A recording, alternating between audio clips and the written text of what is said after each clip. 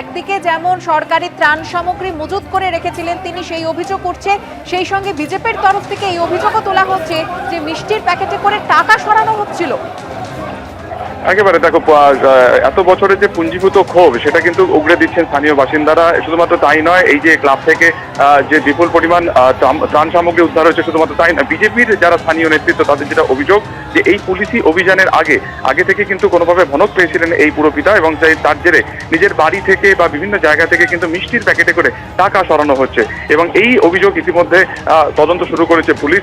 কিভাবে এই টাকা কোথায় সরানো হয়েছে, কিভাবেই বা সরানো হচ্ছিল, সেই বিষয়টি কিন্তু আপাতত খতিয়ে দেখা হচ্ছে। এবং সব থেকে গুরুত্বপূর্ণ যে গতকাল রাত্রি 10টার সময় যখন এখানে অভিযান চলে, তখন এই ত্রাণ সামগ্রী যেখান থেকে উদ্ধার হয়েছে তার যে লোকেশন, তার যে অবস্থান, সেটা কিন্তু একেবারে পুরপিতা ক্লাবের একদম পাশে, ফ্ল্যাটের একদম পাশে হচ্ছে বড়ালঘাটা স্পোর্টিং ক্লাব। ফলত প্রশ্ন উঠছে যে এই ক্লাবে দীর্ঘদিন ধরে এই ত্রাণ সামগ্রী কেন মজুদ ছিল, এক নম্বর। দ্বিতীয়ত হচ্ছে এই যে টাকা সরানোর যে অভিযোগ মিষ্টির প্যাকেটে করে, সেই ঘটনাটির নেপথ্যে কারা রয়েছে এবং এই মিষ্টির প্যাকেট কোথায় সরানো হচ্ছিল, গোটা বিষয়টি কিন্তু খতিয়ে দেখছেন এই মুহূর্তে নবদ্বীপ থানার পুলিশ। এবং সেই কারণে থানাতে ম্যারাথন জিজ্ঞাসাবাদ করা হচ্ছে কিন্তু এই অভিযুক্ত পুরপিতাকে। ধন্যবাদ সুকান্ত।